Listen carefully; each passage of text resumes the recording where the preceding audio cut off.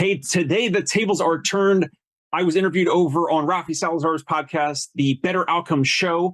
And with his permission, we are publishing that episode and that interview here on the Dave Kittle Show. So he interviewed me. I was in the limelight there. And what was important is if you're a practice owner thinking about selling in the next year or two, or in the next 3 to 5 years, there were many topics that we covered in regarding exit planning.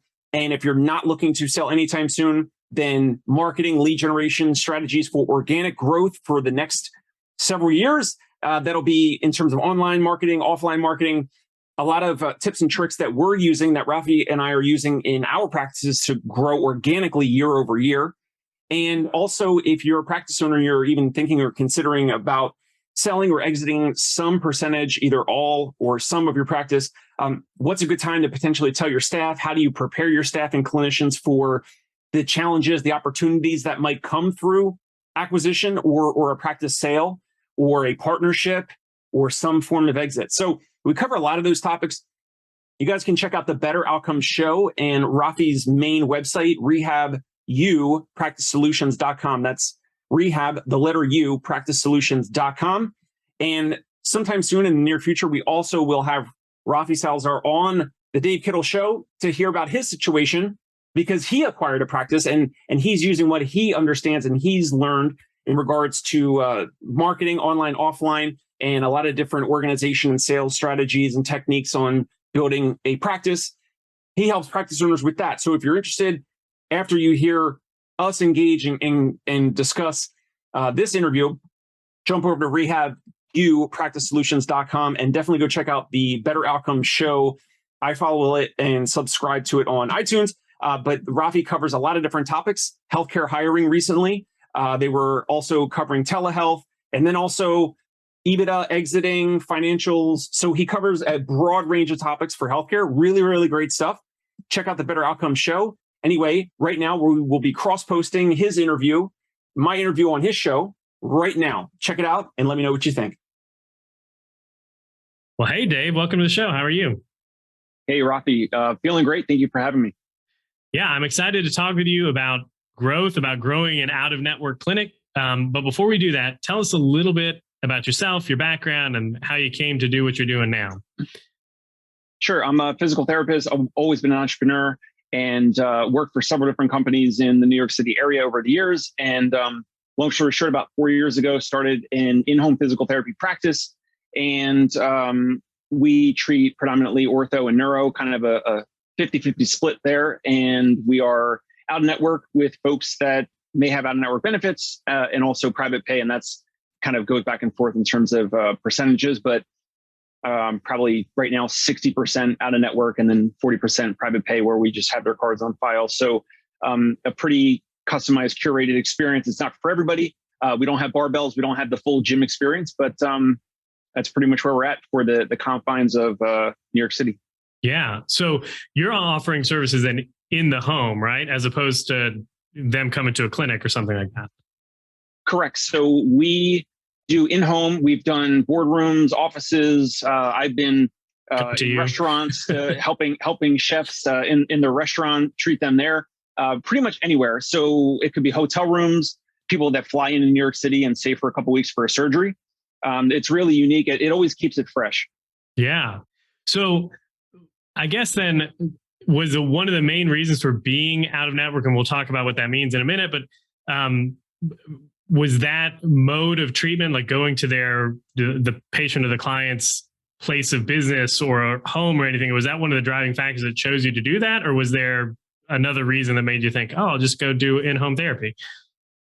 Well, one of the reasons was I saw how other practices were doing it. I saw the approximate reimbursement throughout a network versus in network. And it was basically really, great or above average reimbursement per visit through out of network side versus in network. So in terms of your time and the reimbursement amount and being able to provide above and beyond quality experience. So not just 60 minutes with each patient, which is not for everybody, but that's what we want to do.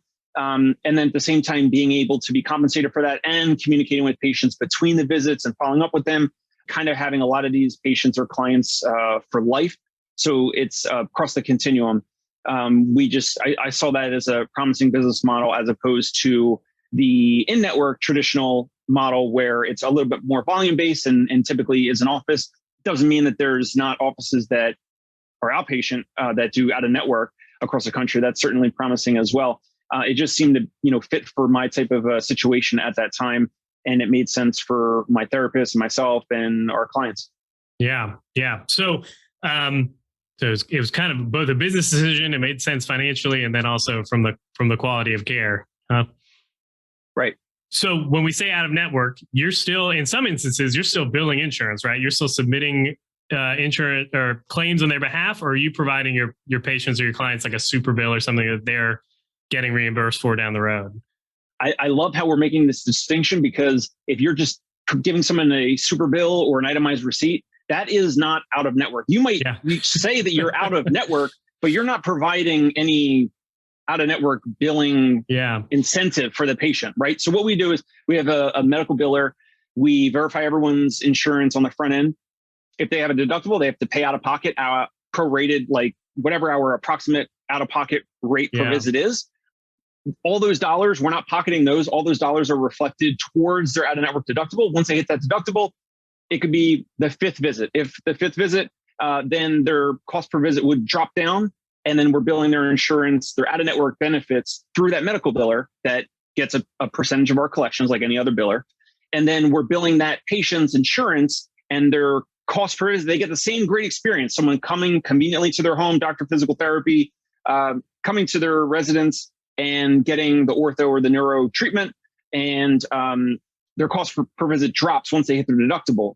So they're oftentimes paying their in-network copay at that point. So that's super appealing. Once they hit their deductible, they're having an in-network price, but a concierge or out-of-pocket or out-of-network type of an experience. Yeah. I think it's an important distinction, because you do see a lot of people saying, at least on their websites and stuff, that they're out of network, but then it's still, well, you pay us up front, we'll give you this super bill and you can go get reimbursed. But there's a big distinction when you're doing some of that heavy lifting on the patient or client's behalf, right? Sure, absolutely. So cool deal. All right. So we've established the baseline. So you're doing in home, maybe in the restaurant, whatever, in boardroom treatments. You're doing some of the heavy lifting with the out of network billing side of things. How does it work from a patient acquisition standpoint then on your end? Are you marketing to physicians or referral organizations, or are you trying to go more direct to consumer in that route for new business development? We've been direct to consumer this whole time. I've Awesome. built the business through Google Ads, and now word of mouth is great. And the conversion rate for that is typically very high. It's very high, but you have to wait. Like you could remind people like, hey, Rafi, like I would love for you to, refer any friends or, mention us to your neighbors or whatever, but you can't rely on that. And I believe it's slow. So what we do is Google Ads, and we've done it, almost from day one. That's how we grew the practice. And we end up getting folks in our orbit and speaking to them to kind of filter in and out if they're the right fit. Through Google Ads, folks that are looking for in-home physical therapy or the related, offering. Yeah. Now, are you able to, because you're out of network and doing some of that, are you able to offer services that would not be otherwise covered via normal insurance? I'm thinking like maybe dry needling or some of those things that are coming kind of at the forefront that some insurance companies aren't paying for. Are you still providing that? And then you're still billing that out of network and the patient's making up the difference, or how does that work? Well, the one answer to that is dry needling is not allowed in the state of New York. So we would probably have to give a different example. Yeah. So like if someone called in yesterday and they were looking for stretch therapy, which is like they want someone to come to them and passively stretch them for an hour. We told them like, hey, it's not medically necessary. Your insurance is not going to pay for that. Tell us what's going on. Maybe if you have other issues, but that purely would be out of pocket. So there's always a communication, back and forth about what they're looking for. And is it medically necessary? Is it medically necessary and a covered service or not? And then if it's not, like if they're looking for some hybrid, like we'll get we've had people just call and say, like, can you, walk our family member in the hallway or You outside just of want the somebody there block? to make sure they're not going to fall, right? Right. So then it's like, well, then you got to evaluate them and see, like, are they actually medically necessary? And they may be, but we've also had people call in. They're like, yeah, I can walk like 2 miles and I want to walk 4 miles. Like, well, that is, you're That's a already good like, goal. you're already really good in terms of where you're at. And it's, that's something that we wouldn't legally be able to document and show medical necessity for. Yeah. So I guess there's a distinction there as always, right? So Yeah. I had a question. Oh, about the decision to go out of network. Obviously, when you and I spoke last time, you said you were out of network with Medicare too. I got 2 questions. The first one was, what made you make that decision from a market potential decision, right? Like, obviously there's a lot of older people that use Medicare, and not going in network with Medicare kind of cuts a lot of that potential patient volume away. What was your decision about doing that? Was it just too much of a headache, or you're already out of network and you're keeping busy, so why bother? I didn't want to do the Medicare paperwork. If we grow, so the next conversation that we're about to have on the show, I'm sure we're going to talk about the acquisitions, that like those things are already set up. So for us, it was like, we're charging folks like on average X amount per visit out of pocket. We know that, if someone has Medicare and they're medically necessary, then typically we should actually refer them to someone that actually takes their Medicare. There's a whole gray area there. Yeah. But we didn't want to have to try to enroll into all these in-network plans and agree to these low reimbursements. It was like, I think when we started, it was like, I don't know, our time's worth like $100 a visit, $100 an hour. The visits, back then, 45 minutes to an hour. So it was like, if Medicare is paying 100 for 4 units after you have to do extra documentation. Like if you're seeing someone purely out of pocket, the state in New York, like the lowest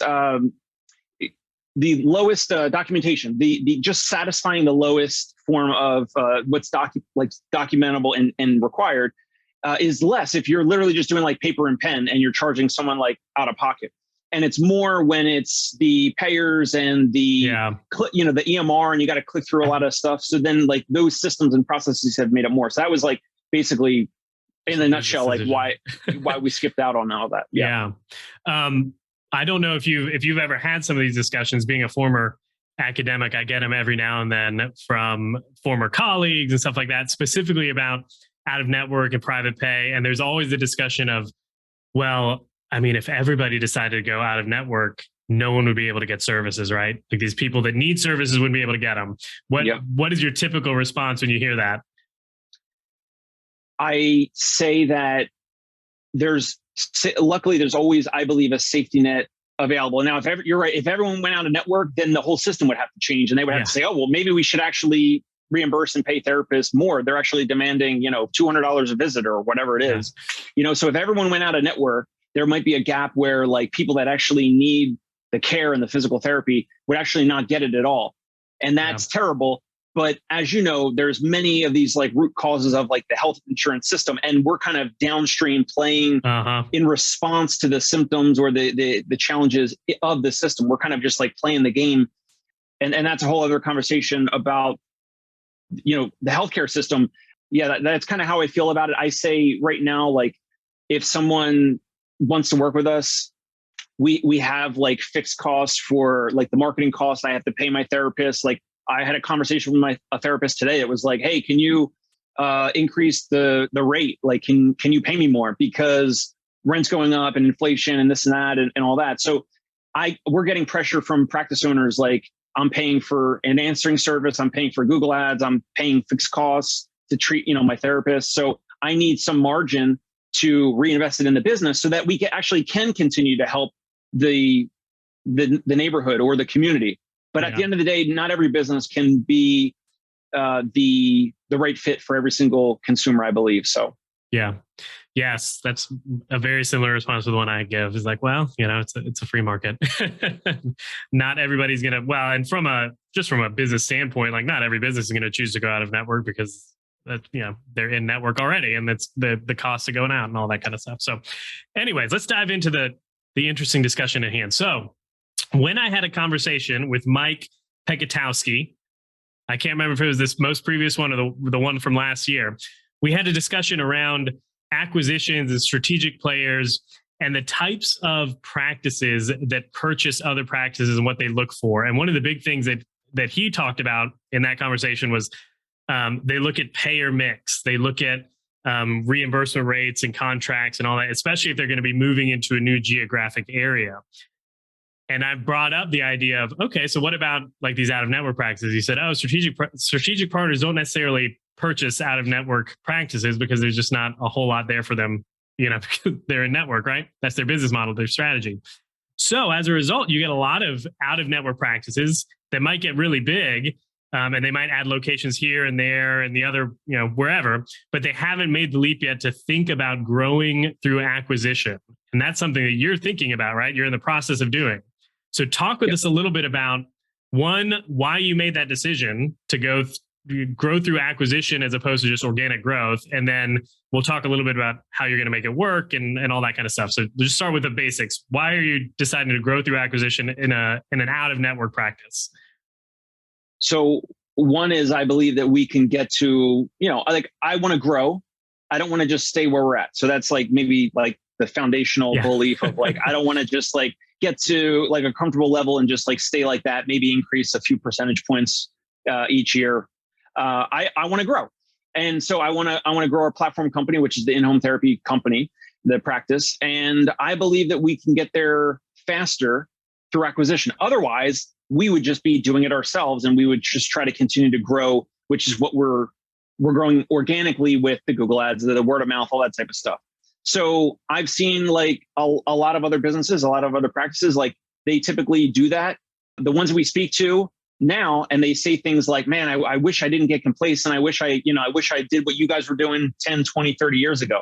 Right. So I want to grow. I believe that we can grow faster. It's not always going to be the best growth, because then if you grow organically, you can kind of curate your own culture along the way. Yeah. You can kind of grow your own thing as it goes. So there's going to be challenges that way. I'm not saying it's easy, but I just believe that we can grow via acquisition and get there faster, get to also end up helping more people and more patients and clients under our philosophy, under our type of business model through acquisition, as opposed to just organic growth only.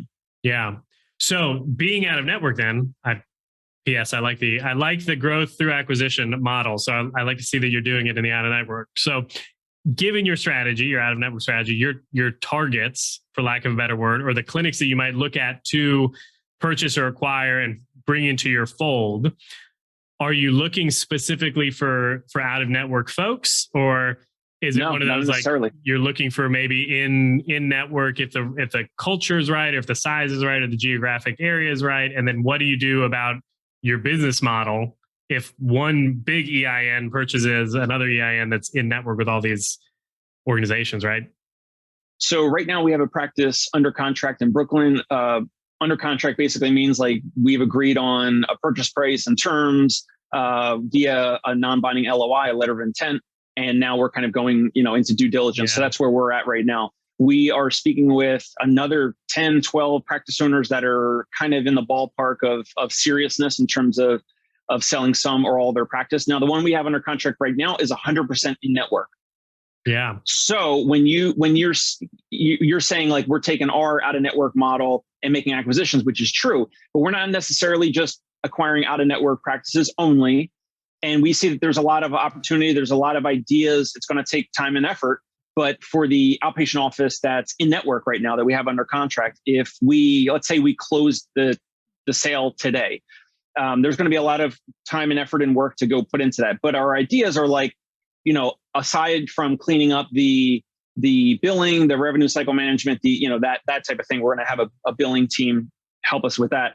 But in terms of the offering, we believe that one thing, like we could immediately have home visits, or the concierge, like mobile visits, like almost immediately with our current home therapy practice. And then there's other things like with certain payers, like if certain contracts are below whatever it costs the practice to deliver one visit, like how much it costs to deliver one service visit, then some of those contracts might need to be dropped by us, by the practice. And then in those cases, then we may decide to go out of network with some of those payers. It's probably not going to be a clean swipe across the board and just like not overnight go out of network with everyone. I think that would be risky. We might, go by payer, maybe try to negotiate contracts. Obviously, that you have to be really, really big to probably get much of a change with negotiating contracts. So we're not just looking to acquire out of network specifically. So it really depends, like the other thing you said, which is it depends on the owner, the culture, is the right fit, the location, the team, how long has the team been there? Like, are all the PTs like in and out? Like, is it a revolving door? Or are there PTs that have been there 5, 10 years, 15 years? Like, that's great because they're going to be loyal, they're sticky, they're going to be there for a while. So, or they have been there for a while. So that shows like stability. Yeah. Okay. So then from a standpoint of, okay, we picked this clinic, we're going to maybe look at them. Your evaluation, are you still looking in the same way that like a strategic in-network person might look at them? Or are you adding more value on maybe a geographic region or maybe a contract that you're not in yet that you want to be in, or any of that? Like, does any of that come into play or change the way you look at a clinic from a valuation standpoint? Or is it kind of just standard, this is what best practice is in the industry and we're doing it this way? You're saying in terms of valuing the practice? Yeah. So the first big thing, similar to what you mentioned on the episodes with Mike, is like, what's the annual net profit and EBITDA after add backs? So after some of the owner's discretionary purchases, what is the EBITDA there? That's like the biggest component. But then there's always going to be a buffer. Like, how do we, the potential buyer and the potential seller, like, we're going to go back and forth. They're going to say it's XYZ is worth more. We're going to say, I don't know, like, it might not be worth as much as you believe it's worth, right? So like in that buffer, they might say, so we've had a practice owner, you've seen the APO shoes with like the rounded bottom shoes. Yes. That some insurances pay for.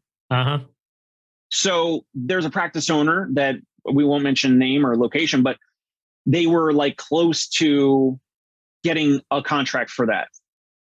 And one or more of the insurances would pay like a lot of hundreds of dollars or something, or thousands, for the therapist to kind of be the conduit for those shoes, like fitting and all that, and kind of teach them the exercises or just, walk on them or whatever. So, but that owner was saying like, hey, we might get this, but he or she didn't have it in place. Yeah. So there's things like that. You could say if an owner said, okay, location, they're near the practices, the location is near the subway, it's on a busy street, or it's not.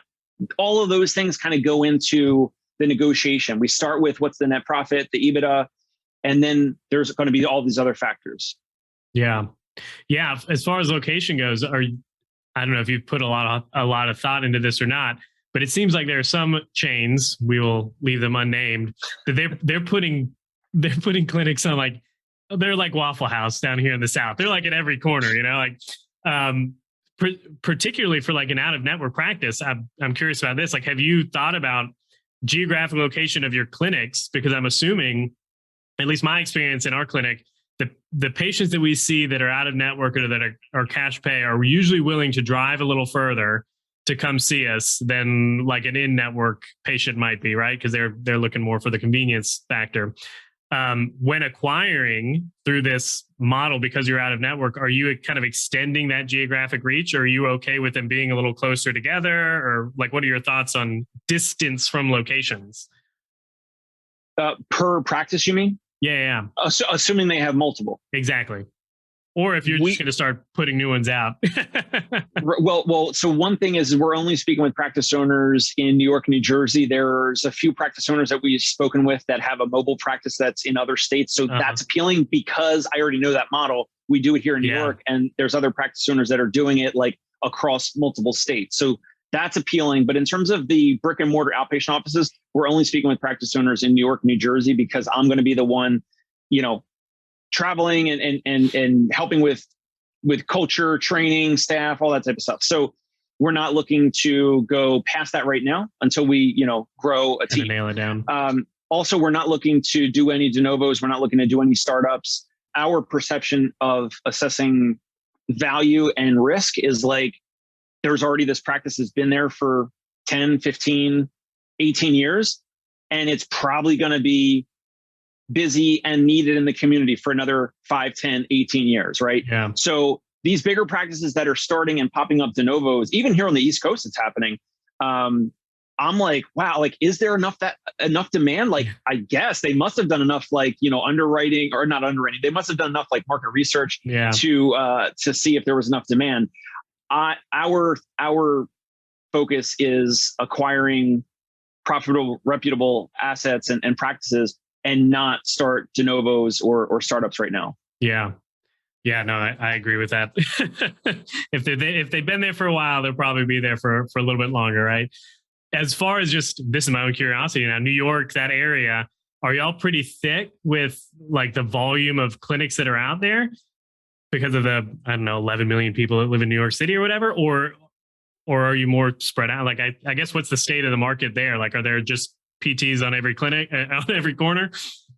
There's PT practices all over the place. There's 1, 2, 3. I mean, I can say names, like, they're like, and it's nothing against them. Like, they're doing great. Like, there's Spear that has 25 locations.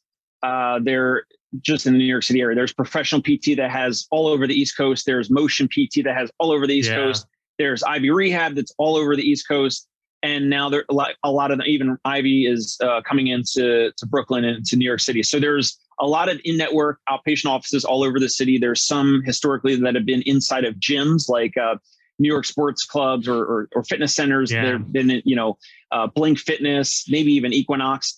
And then there's the other, like, the tier of like the independent private pay or cash-based physical therapists that wants to like go do their own thing. They could start doing home visits. They could, do a sublease somewhere and or go into some like boutique gym. So there's so much available patient demand that, like, I guess there's competition, but also there's just so much demand because there's so many people, like you said. Yeah. Yeah. I'm always curious about that. Like, whenever I travel to another state, I always look at, because I'm in the PT/OT world, I'm always looking and seeing, oh man, they don't have that many here, or man, there's a whole lot of them, It's right. It's interesting. And I guess that speaks for the kind of the strength of the market too. Like, if some of these big players are putting them up everywhere, then obviously there's something to it, right? Right. Yeah. Okay. So we talked a little bit about the acquisition, what you're looking for. Are you looking, maybe I didn't cover this one. So are you looking at some of these practices? Are these multi-location practices? Or are you looking specifically for like single brick and mortar, or maybe single location, just from a culture standpoint when you go in and acquire this practice? We're looking for practices that are around $1 million in revenue or more. Now we'll speak to some practice owners that are maybe below that, but it really goes back to how long have they been in practice? How long have they been serving their community? And ultimately, like, we'll do a lot of outbound now. Like, as you know, like, I have a podcast, I have a show, like, I'm trying to do that as a way for content marketing and to get more exposure. So we have practice owners reaching out to us, and what we found as a niche. So you were asking, like, what do we look for? But on the other perspective is, like, there's practice owners that if they haven't already sold to a corporate, one of the corporates I already just mentioned, if they haven't already sold to them in the past 3 to 5 years, because they've absolutely been contacted by all of them. If they have not sold to them by now, there's probably a reason.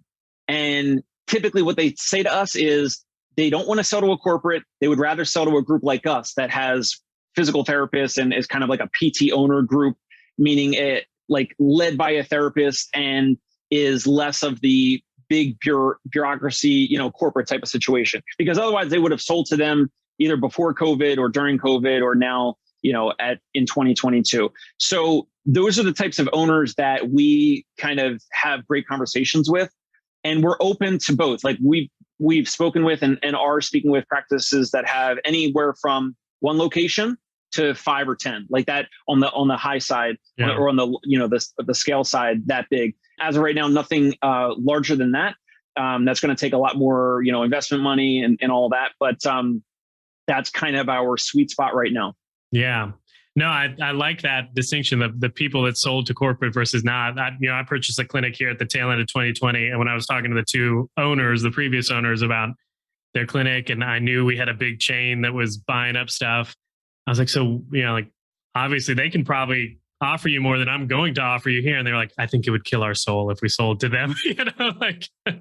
So there's something to be said about the type of owner that would sell to a corporate versus non. You did mention just a second ago investment money. So what's the funding mechanism for these acquisitions? Are you looking at PE or is it friends and family? Like how are you doing that? Yeah, great question. So it's our capital directly or indirectly through our board. So I created a board and it's my capital from the in-home therapy practice, basically, again, reinvesting back in the same way that we reinvest in the Google ads through the board. And then also I've met several different high net worth individuals over the years doing home visits for them and their family. Yeah. And I kind of kept them apprised of what we've been doing and what we're up to and my goals and everything. So one of them is someone who's very, very, very successful and has a family office. For the audience, if you don't know what that is basically like if you become a multi-millionaire, multi-hundred millionaire or billionaire, you do something called a family office where you hire a team, an investment team, to actually manage your own assets. It sounds crazy as a therapist probably, but that's a family office. Now, so that's one of our equity backers. And the reason why that's beneficial is because most of the other big corporate PT chains are private equity backed. Yeah. And those private equity funds have to get a return for their investors, every, 3 to 7 years or 5 to 7 years. Crazy, right? It's usually crazy. So what they do is they'll have to accelerate a lot of growth. And that puts a lot of pressure on therapists and in terms of, units or volume, completed visits, right?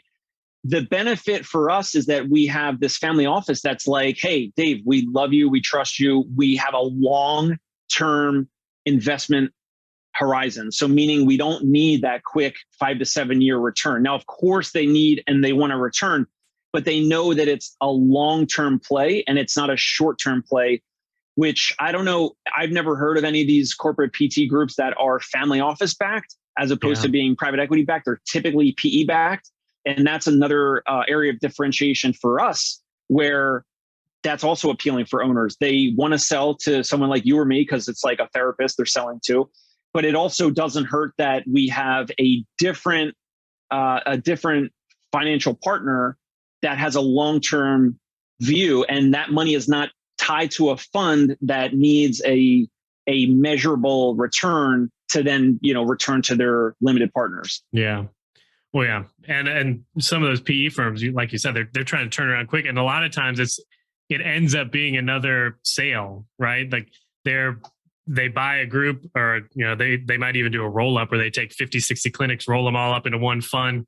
They try to accelerate that growth for like 12 to 18 months, maybe a couple of years. And then it's like, boom, we're selling you to somebody else too. And there's just on top of the pressure for volume, there's also like this understanding, maybe it's unspoken or maybe it is spoken and talked about in those offices, that like management is going to change again because they know that this PE firm just pushing them through, they're growing them. And once they hit their whatever level it is, they're selling them off to another group that's probably going to have more demands or different demands. And it just becomes a different bear altogether. I like the family office movement.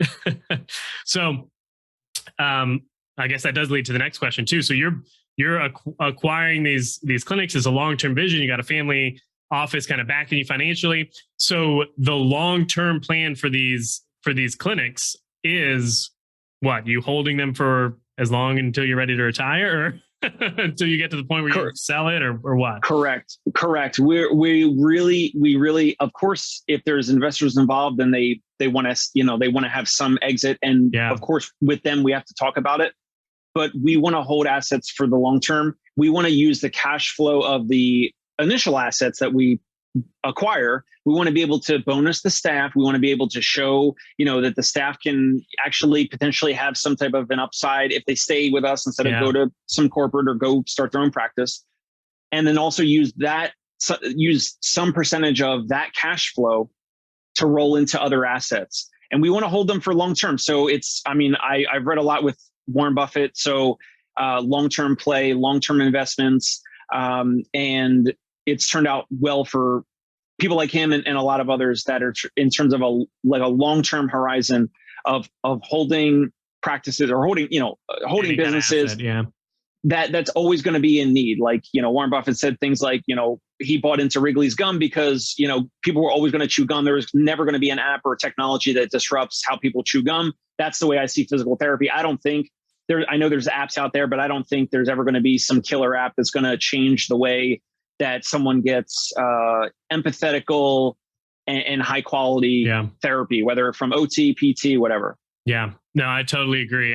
We have folks on the show all the time that are either starting some new software piece in the rehab industry, or they're starting some tool, or they've acquired some kind of technology and artificial intelligence or whatever it is, and people always freak out. Like, I'll get the shows that I get the most emails from are the shows about something that's going to quote unquote kill the industry, right? Like, I can't believe you're going to give these people a platform because they're going to turn us all into button pushers or whatever. And I'm like, my way of looking at it is, like, you look at this technology as a force multiplier, right? Like, it has the ability to expand your reach in ways we never thought of. Maybe the clinics or the clinicians that go under because of it probably should have anyways in the first place. Right.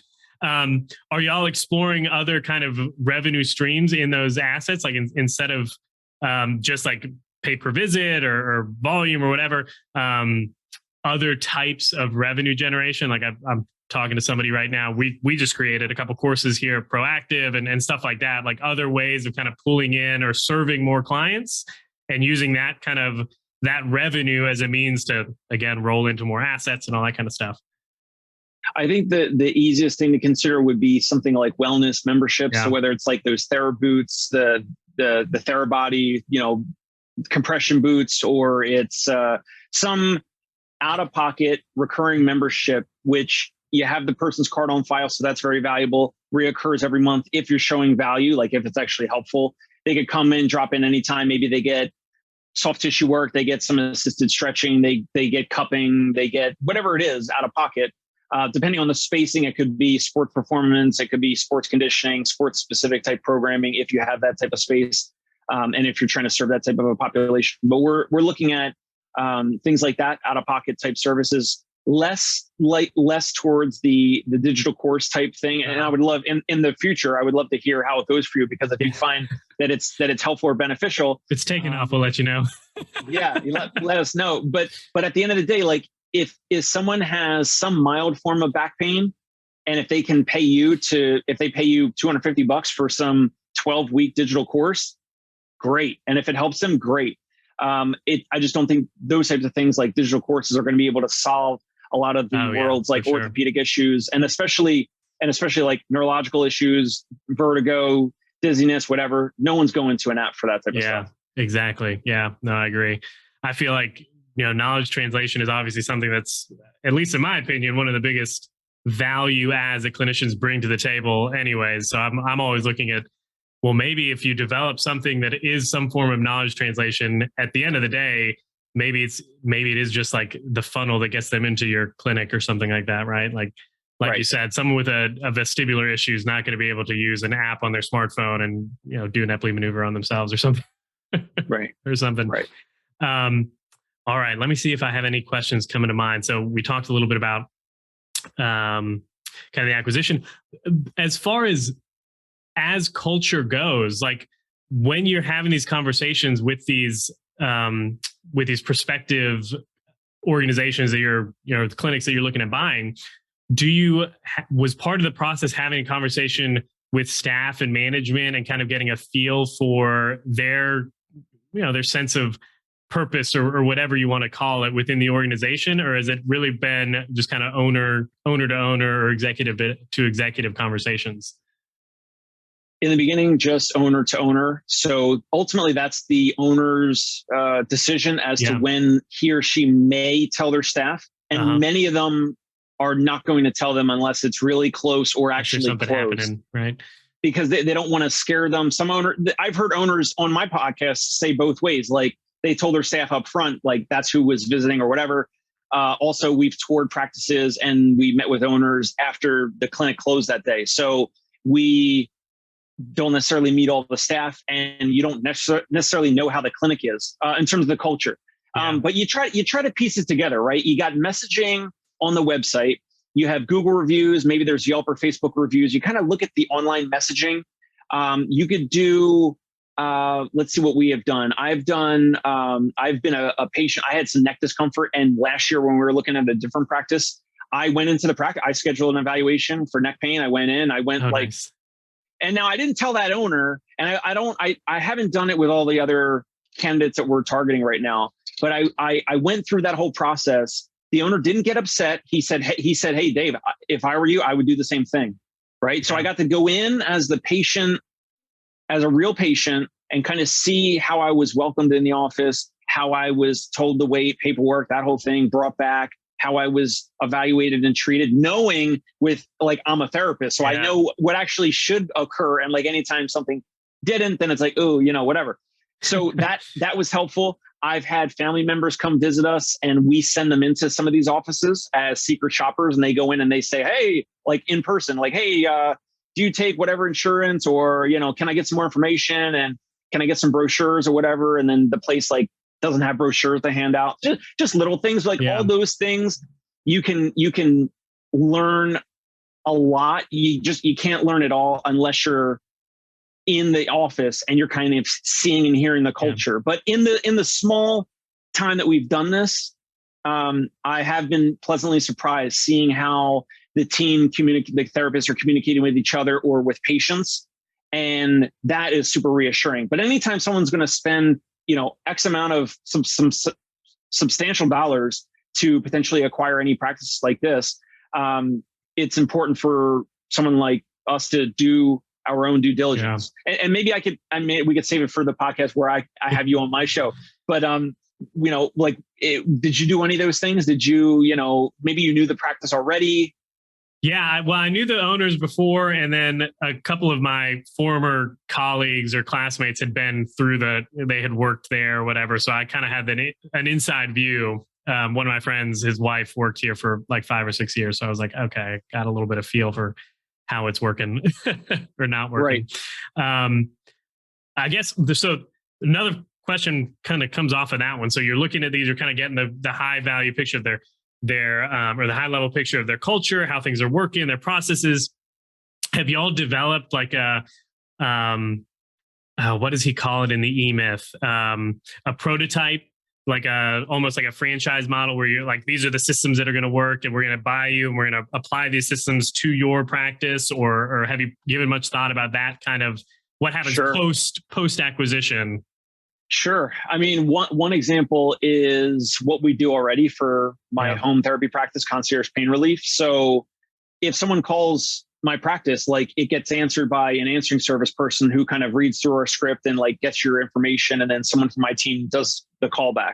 So at least we have that in place. That's a small thing, but these potential acquisition targets, I'll call their office 8 p.m. on a Friday, 5 p.m. on a Saturday, and the call doesn't get answered, which is fine, but then I don't leave a voicemail, and then my call never gets returned. It's I could have been a prospective patient, and my call doesn't get returned, or the call doesn't get answered. That's one little thing that, of course, we have a playbook per se of what we believe works with the Concierge Pain Relief, and we're absolutely going to implement those types of things. But it's more on the front end, and it's more on the patient experience side of things. It's about communication, and it's about taking someone through a process, a conversation that we kind of touch on the whole insurance and cost. But we try to nicely touch on that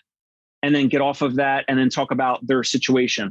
Rafi, tell me about what's going on. Oh, it sounds like that's frustrating.